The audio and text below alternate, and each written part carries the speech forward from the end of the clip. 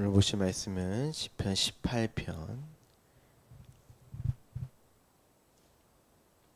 18편 33절 한 절입니다.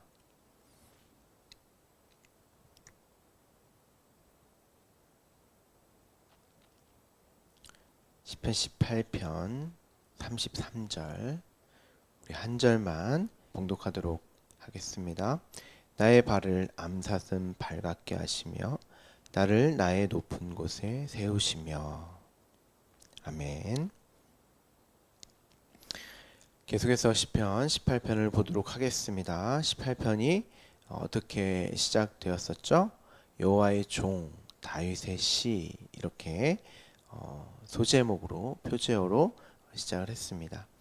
이 종이라는 단어를 여러분이 잘 이해를 하셔야 되는데, 종은 주인의 재산입니다. 완전한 주인의 소유, 주인에 의해서만 존재할 수 있고 살 수 있는 그런 존재를 종이라고 합니다. 고대 시대에는 종은 주인의 소유물로 주인에게서 벗어나는 순간 세상에서 살아갈 수 없는, 세상에서는 존재할 수 없는 것이 바로 종이었거든요. 여러분 혹시 예전에 추노라는 드라마를 보신 적이 있으십니까? 거기서도 노예, 종이 등장을 하죠. 그 노예가 도망을 가면 어떻게 합니까? 그 노예를 끝까지 추적해서 데려와서 죽기 직전까지 때리는 벌을 맞는 그런 벌을 받거나, 또는 주인의 결정에 따라 죽임을 당할 수도 있는 존재가 바로 종입니다. 여러분이 또 이런 내용을 들으시면서 어떻게 하나님의 이런 인권을 존중해 주시지도 않지? 기독교가 사람을 그렇게 막대해도 되는가? 이렇게 오해하실 수도 있는데, 이 성경을 읽으시면서 사람의 인권, 사회적 참여, 인간의 권리 증진, 행복 증대, 그러한 인본주의적인 입장에서 성경을 읽고 이해하시면은 안 됩니다. 성경은 인본주의적인, 그러니까 인간을 중심으로, 인간을 주인공으로 하여 쓰여진 책이 아니에요. 바울도 그럽니다. 에베소서에서 종들아 불합리한 대우에 맞서서 사회를 개혁하고 너희의 인권을 회복하여서 봉기하라, 이렇게 이야기하지 않고 오히려 종들아 두려움과 떨림으로 육신의 주인들에게 성실한 마음으로 순종하기를 주께 하듯 하여라. 주인들아 너희도 위협을 그만두고 그들에게 이와 같이 주께 하듯 해, 이렇게 이야기를 해요. 요즘은 성소수자나 여성들에 대한 인권, 사회적 참여, 행복 추구, 이런 이론들을 가지고 성경을 이해하고 해석하려는 시도를 너무나도 많이 하고 있기 때문에 제가 이런 말씀을 드리는 것입니다. 하나님은 너희에게 주어진 상황과 환경에 반기를 들고 봉기하고 개혁해서 보다 좋은 세상을 만들라고 말씀하시는 것이 아니라 거기서 나오라고 말씀을 하세요. 사회를 깨끗하게 개정해서 변화시켜서 거기를 살기 좋은 행복한 곳으로 사회를 한번 그렇게 만들어 봐가 아니라, 왜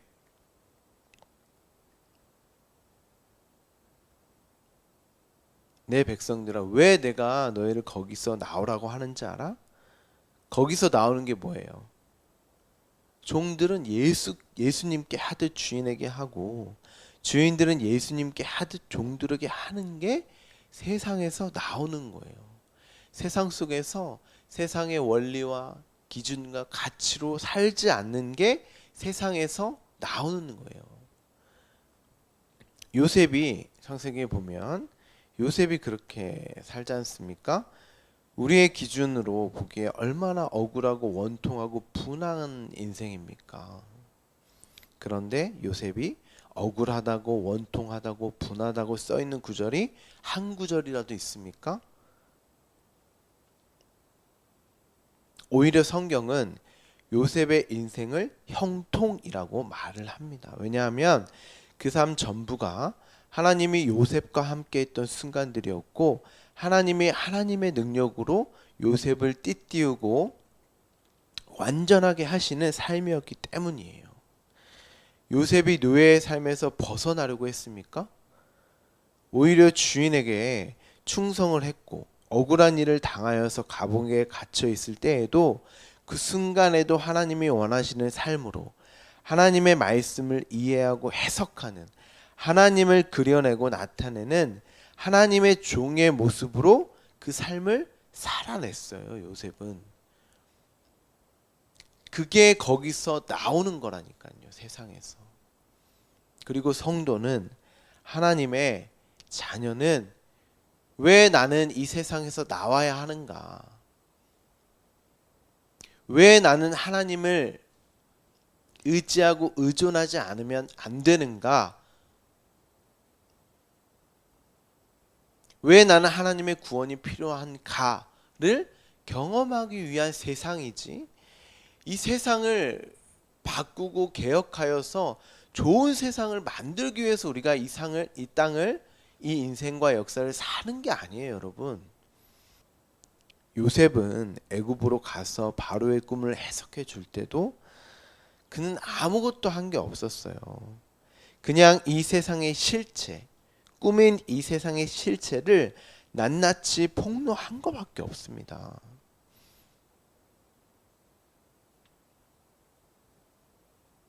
요셉이 애굽의 총리가 되었던 것은 하나님께서 아브라함에게 약속한 아브라함의 자손들을 이방의 객으로 애굽으로 들어가야 하는 그 언약의 성취로 요셉의 인생을 사용하셨고 요셉의 인생으로 당신의 뜻과 계획을 성취하신 것뿐이에요. 하나님의 요셉의 인생을 통하여서 하나님을 그려내고 나타낸 하나님의 능력이 펼쳐진 인생이었던 것뿐이에요. 거기에 어디 요셉의 노력과 애씀과 수고가 있었습니까? 요셉이 총리가 되려고 부단히 노력을 했습니까? 하나님이 그의 삶을 통해서 당신의 능력을 그려냈던 것 뿐이에요. 그게 거기서 나오는 거라니까요. 하나님만 의존하고 의지하는 하나님 절대 의존적인 삶, 그러한 삶을 형통이라고 하는 것입니다. 그리고 역사 속 그의 인생을 종이라고 하는 것이고 묵시 속 그의 실체는 뭐예요? 아들이에요. 아들. 그게 죽을 고비를 넘기고 억울한 인생을 살다가 감옥에 갔는데 결국 그의 인생을 총리로 만들어서 사용했다는 어떤 그러한 점에 초점이 있는 게 아니라니까요. 하나님의 소유로 이 땅을 살아냈기 때문에 그리고 그의 인생으로 하나님을 나타내고 그려냈기 때문에 아들이라고 하는 것입니다. 대부분의 많은 사람들이 총리가 된 요셉, 꿈꾸는 자 요셉, 성공한 요셉, 이렇게 요셉의 성공 인생을 위해서 하나님을 마치 도구요 방법으로 그렇게 전락해버리는, 그렇게 성경을 읽는데 하나님이 인간을 위해서 사용되어지고 필요한 어떤 도구요 방법이 아니라 우리가 하나님을 나타내고 그려내는 우리의 인생이 도구요 방법이란 말입니다.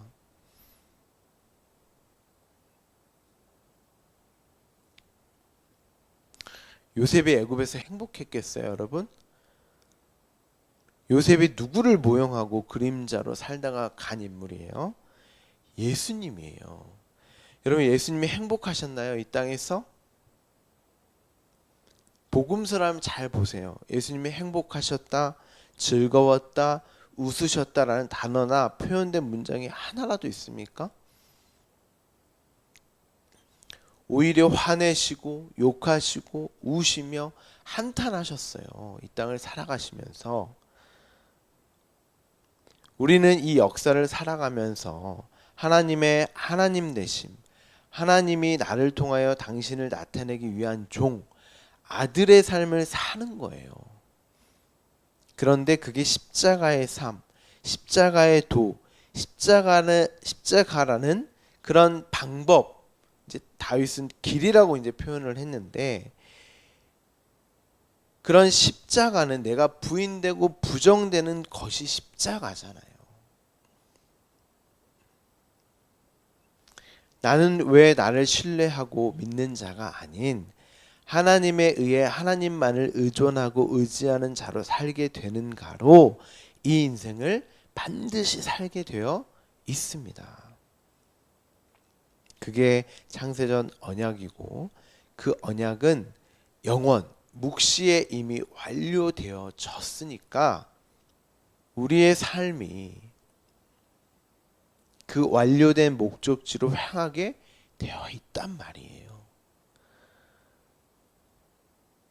우리의 삶의 방향성과 지향성, 세상을 바라보는 관점, 세계관과 가치관은 당연히 그 완료된 목적지, 그 묵시, 영혼을 향하게 되어 있어요. 그로 나타나는 행동 양식으로 우리가 살아가게 되는 것입니다. 누가 내 마음대로 방종하며 막 살 수 있다고 그렇게 말을 합니까? 아닙니다, 여러분. 오늘 본문을 보시면 어제 32절에 하나님의 힘으로 당신의 능력으로 내게 띠띠우시며 내 길을 완전하게 하셨다로 마무리가 그렇게 되었잖아요. 그렇다면 33절은 하나님이 띠띠우시고 내 길이 완전하게 하셨다가 무엇인지 설명하는 구절이겠죠. 33절을 보시면 나의 발을 암사슴 발 같게 하시며 나를 나의 높은 곳에 세우시며 라고 이렇게 다윗이 찬송을 하고 있습니다. 우리가 시편 18편을 처음 이렇게 함께 나눌 때 이 18편과 굉장히 동일한 본문이 어디에 나와 있다고, 기록되어 있다고 제가 말씀을 드렸죠. 사무엘하 22장이었습니다. 거기에도 이 암사슴이라는 단어가 등장을 합니다. 동일하게. 그런데 이와 비슷한 문장과 단어들이 등장하는 곳이 또 한 군데 있는데 바로 하박국서입니다. 우리 함께 가볼까요? 하박국 3장 18절부터 19절까지 우리 함께 봉독하겠습니다. 나는 여호와로 말미암아 즐거워하며 나의 구원의 하나님으로 말미암아 기뻐하리로다. 주 여호와는 나의 힘이시라. 나의 발을 사슴과 같게 하사 나를 나의 높은 곳으로 다니게 하시리로다. 이 노래는 지휘하는 사람을 위하여 내 수금에 맞춘 것이니라.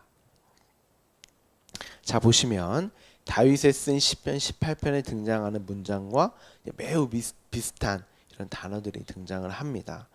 이 문장은 하박국서의 마지막 부분에, 하박국서가 이제 3장까지 있는데요.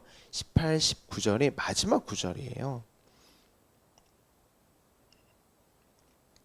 하박국 3장은 이제 하박국 선지자의 기도로 이루어진 그런 시, 노래입니다. 시편과 동일하게 지휘자를 따라 내 수금에 맞춘 기도송, 노래라고 이렇게 나와 있죠. 18절에 보시면 나는 여호와로 말미암아 즐거워하며 나의 구원을 하나님으로 말미암아 기뻐한다. 그에 이어서 주 여호와가 나의 힘이며 나의 발을 사슴과 같게 하사, 이렇게 굉장한 기쁨과 감격을 노래하며 그러한 모습을 사슴으로 표현을 하고 있습니다. 그렇다면 왜 하박국 선지자가 이런 찬송을 하며 기뻐하며 감격의 노래를 하는가를 알면 다윗이 쓴 시편 18편에 오늘 본문 33절의 그 암사슴이 무엇인가 우리가 알 수 있고 이해할 수 있겠죠? 이 원문을 찾아보면 이 단어가 딱 시편 18편, 사무엘하 22장, 하박국 3장에만 등장을 하거든요. 암사슴이라고 하는 이 사슴이라고 하는 단어가. 하박국은 BC 600년경에 활동했던 선지자입니다.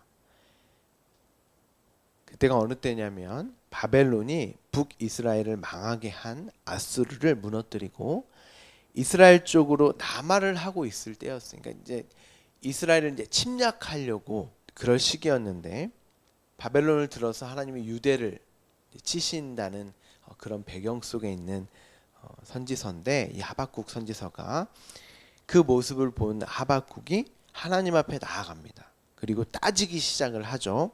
하나님, 어떻게 의인인 자들이 저렇게 악한 자들에게 당하는 것을 보고만 계십니까? 그렇게 하나님께 따져요, 하박국이.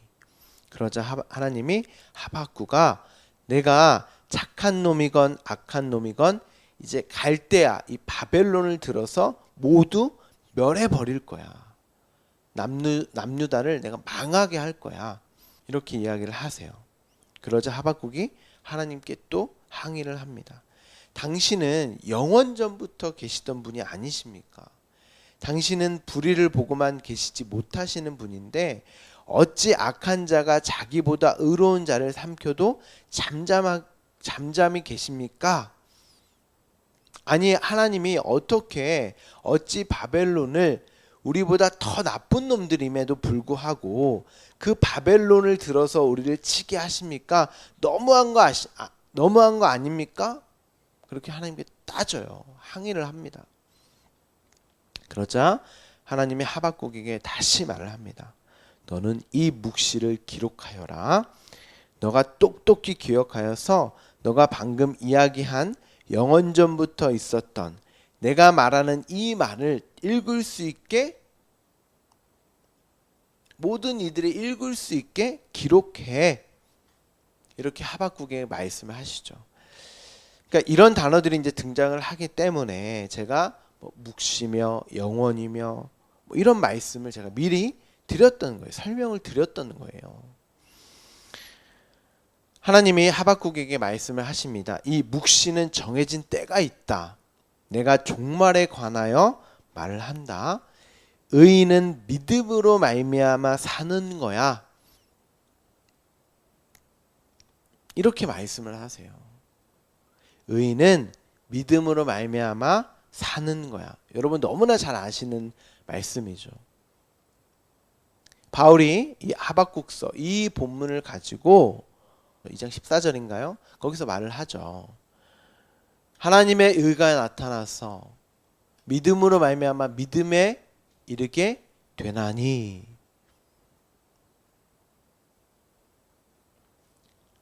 이 말은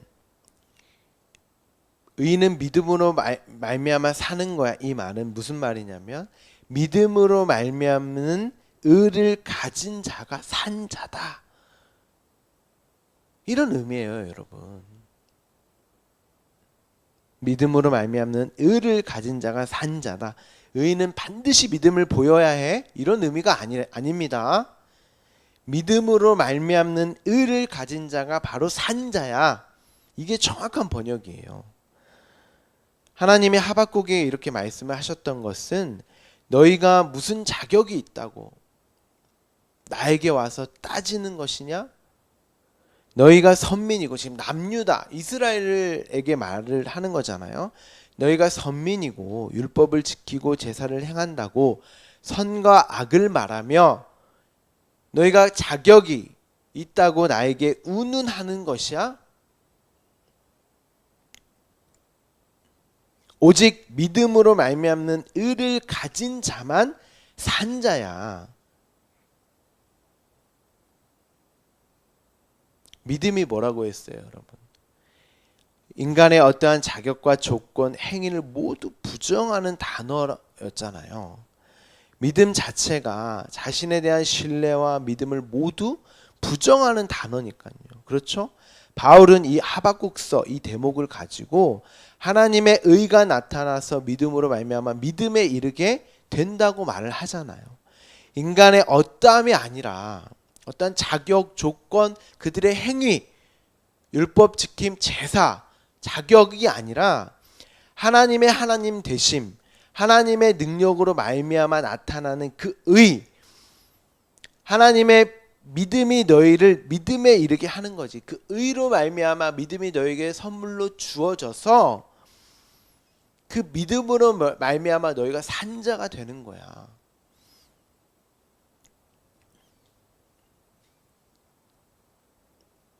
하고 하나님 측의 창세전 영원에서 언약하셨던 예수 그리스도로 말미암는 그 의, 그로 주어지는 믿음에 의해서 너희가 사는 거야. 네가 지금 인간의 자격과 조건과 행위를 나에게 가지고 와서 나를 가르치려고 하는 거니? 하박국에게 하나님이 일침을 가하시는 거예요. 그러자 하박국이 이 말씀을 이해를 합니다. 아, 하나님, 이러한 인본, 인간 중심적인 그런 주의, 그런 율법주의, 인본주의적인 것을 모두 멸하시기 위해서 갈대안을 들어 쓰시는 것이군요.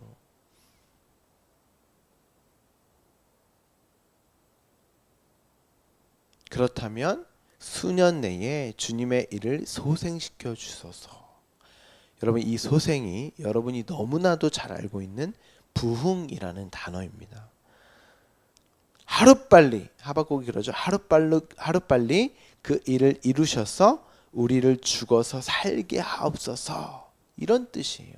그러니까 부흥은 율법적인 나, 인본주의적인 내가 죽는 게 부흥이에요. 단순히 사람이 많아지고 여러분의 어떤 감정이 뜨거워지고 뭐 신앙심이 막 불타오르는 그것이 부흥이 아니라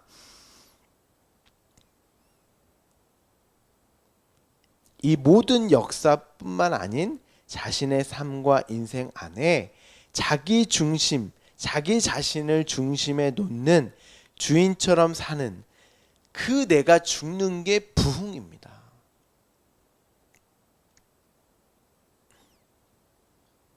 그리고 결론으로 나오는 장면이 바로 오늘 읽은 본문입니다. 다시 한번 우리 아마 가보도록 하겠습니다. 제가 바른 성경으로 이제 읽어 드릴 텐데요. 하박국서 3장 16절에서 19절. 하박국이 지금 맞습니다. 하나님, 그것이 당신의 그 창세전 언약, 그 영원 묵시를 드러내고 나타나는 일이라면 그 바벨론을 들어서 하루빨리 나를 소생시켜 주세요. 여러분, 하박국서를 한번 읽어보세요. 그 부흥을 하박국이 빨리 오게 하소서, 바벨론을 들어서 빨리 이스라엘이 망하게 하소서, 그렇게 기도를 한다니까요. 찬양을. 하박국이 이스라엘을 어떻게 도와줘서 더 강한 나라로, 더 풍요와 살기 좋은 나라로 만들어 달라고 하지 않아요. 여러분은 성경을 똑바로 아셔야 돼요.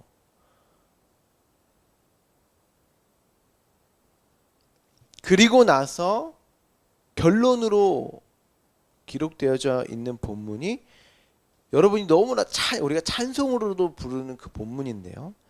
하박국서 3장 16절부터 19절까지 우리 함께 우리 자막으로 나갈 텐데 함께 보도록 하겠습니다. 내가 그 소리를 들으니 나의 배가 뒤틀리고 그 소리에 내 입술이 떨립니다. 내 뼛속이 썩어 들어가고 내 밑에서 다리가 떨었습니다. 그러나 나는 우리를 심략하러 올라오는 백성에게 임할 환난 날에 조용히 기다리겠습니다. 비록 무화과 나무가 싹을 내지 않고 포도나무에 열매가 없으며 올리브 나무에 소출이 없고 밭은 양식을 내지 못하고 우리의 양이 없어지고 외양간에 소가 없을지라도 나는 여호와를 즐거워하며 나의 구원의 하나님을 기뻐합니다. 주 여호와는 나의 힘이시니 나의 발을 사슴의 발과 같게 하셔서 나를 높은 곳들로 다니게 하십니다.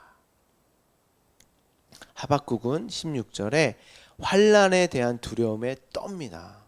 그런데 하박국은 그 날을, 그 환난 날을 어떻게 한다 그래요? 조용히 기다린다고 하잖아요.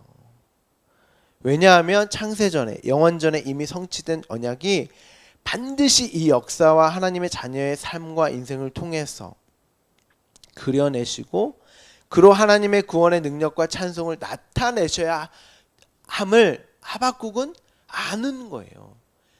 그 일은 반드시 이루어질 일이라는 것을 하박국이 알기 때문에 내가 조용히 잠잠히 기다립니다. 그 환난을 기다립니다. 라고 말을 하고 있는 것입니다.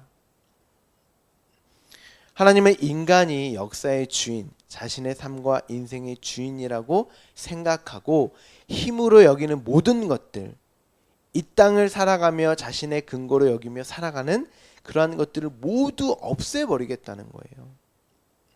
그게 뭐였어요? 무화과 나무가 싹을 내지 않고 포도나무에 열매가 없고 올리브나무에 소출이 없고 밭은 양식을 내지 못하고 우리의 양이 없고 외양간에 소가 없을지라도, 고대 시대 때는 이런 것들이 인간의 힘이었거든요. 자기 중심적인 힘. 근데 하나님이 그거 다 없애겠다는 거예요. 그러니까 삶의, 이 역사의 주인공이, 인간의 삶의 주인공이 인간이다 아니다? 아니다. 그럼 누구다? 하나님이다. 그거 인정하게 하시겠다는 것입니다. 근데 우리는 온통 이런 것들을 어떻게든 하나님에게 부르짖어서 얻어내려고 하는 게 기독교라고 오해를 하고 계시잖아요. 그리고 내가 인생 속에서 내가 주인 되게, 이 역사 속에서 내가 주인 되게 살게 해달라고 하는 것을 기도하고, 그게 마치 기독교에서 말하는 복음인 양 그렇게 알고 계시지 않습니까? 아니에요, 여러분. 하나님으로만 살게 하시는 것. 하박국은 이 지금 3장 16절에서부터 17절까지 그 내용을, 그 자기 인생의 자기가 주인이 아니라 하나님을 나타내는 종, 그 종의 삶, 하나님의 자신의 주인된 삶, 하나님이 띠띠우고 하나님의 원하는 방향으로 자신이 이끌려가는 그 삶을 뭐라고 해요? 구원이라고 해요. 구원. 이것이 구원이라니까요. 세상의 어떠함으로 자신의 주인으로, 삶의 주인으로 사는 것을 구원이라고 하지 않아요. 하나님이 자신의 삶의 주인 되심, 하나님 되심을 구원이라고 한다니까요. 다윗도 18편 18편 내내 지금 그 이야기를 하고 그것을 구원이라고 이야기를 했잖아요. 그리고 그 구원을 기뻐한다니까요. 하박국이며 다윗이며 다 모두가. 그럼 여러분은 뭘로 기뻐해야겠어요? 세상의 물질, 세상의 건강, 잘됨, 행복, 세상의 기준과 가치, 그런 것들로 여러분 기뻐하셔야겠습니까? 아니에요. 성경은 그런 걸로 기뻐하지 않아요. 예수님도, 요셉도 단 한순간도 그런 걸로 기뻐하지 않았다니까요. 요셉이 총리됨으로 기뻐하지 않았어요.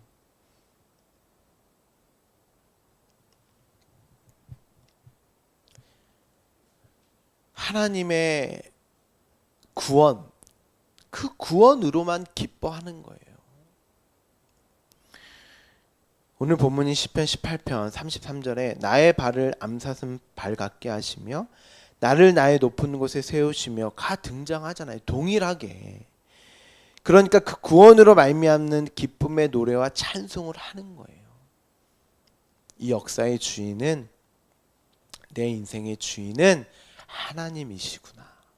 그거 인정하는 거예요, 여러분. 그것을 구원으로 여기며 그 사실로만 기뻐하는 거예요. 그것은 이제 암삿은 발 같게 하셨다. 이렇게 표현을 하는 겁니다. 모든 하나님의 백성, 자녀들에게 반드시 하나님이 이 구원을 경험하게 하시고 하나님의 힘과 능력을 기뻐하며 즐거워하며 찬송하게 하신다는 거예요. 왜요? 반드시 그 일은 취소되거나 변개되거나 바뀌지 않아요. 창세전에 영원전에 묵시 속에서 이미 완료되었다니까요. 하박국도 이야기하잖아요. 그래서 우리는 잠잠히 조용히 찍소리 못하고 그 환난을 기다리는 것입니다. 내 인생에 하나님이 주인 되는 게 환난으로 감지돼요. 반드시. 그런데 하나님의 자녀 성도만 그것을 구원으로 여기며 기뻐한다는 거예요. 하나님은 당신의 자녀들을 찾아가셔서 반드시 이렇게 만들어 버리세요. 당신의 능력으로 띠띠우셔서 우리가 원치 않는 방향, 하나님이 원하시는 방향으로 이끄시겠다는 거예요. 우리가 힘으로 가치로 여기는 모든 것들, 하나님 앞에 자랑할 모든 것들을 모조리 없애버리시고 하나님의 믿음을 붙들게 하셔서 구원을 나타내시는 것입니다. 그로 찬송하게 하시는 것이 저와 여러분의 인생과 삶이란 말이에요. 내가 힘으로 여길 만한 것들, 가치로 여기는 것들을 하나님께 기도하여서 어떻게든 얻어내겠다가 기독교가 아닙니다. 내가 하나님 앞에 칭찬받을 만한 일들을 하나하나 쌓아서 상을 받는 게 이 땅의 역사, 자신의 인생을 사는 목적이 아닙니다. 왜 나에게 하나님의 믿음, 십자가의 은혜가 주어져야만 내가 살 수 있는가를 뼈저리게 경험하고 배우고 하나님의 능력을 나타내고 그려내는 게 우리 인생의 목적인 것입니다. 여러분의 지금 주어진 상황과 환경들, 어떤 사건들, 여러분이 원치 않는 일일 수 있어요. 그런데 그것이 하나님이 띠띠우시고 하나님의 능력과 하나님 당신의 그 창세전 언약을 그려내시는 일인 거예요. 이 사실로 감격이 되고 춤을 추며 노래를 하는 그 찬송이 나오십니까? 만약 그렇다면 여러분에게 주어진 어려운 상황과 환경, 사건들, 가난한 어떤 나의 삶, 육신의 질병과 아픔으로 마치 얼룩져 있는 그런 고난과 역경의 삶, 마음의 상처, 어떤 생각들, 그런 고통 속에 있는 그런 나날들, 그 속에서도 여러분이 찬송할 수 있다면, 맞아, 하나님이 나의 삶의 주인이시지. 하나님이 내가 원치 않는 방향으로, 하지만 하나님이 원하시는 당신의 방향으로 나의 삶을 이끌고 계시는 것이지. 그로 하나님을 그려내고 있는 나의 삶이지. 그로 내가 하나님을 찬양합니다. 찬송합니다. 만약 여러분이 지금 그러한 삶을 살고 계시다면 잘 가고 계시는 거예요. 잘 가고 계시는 거예요.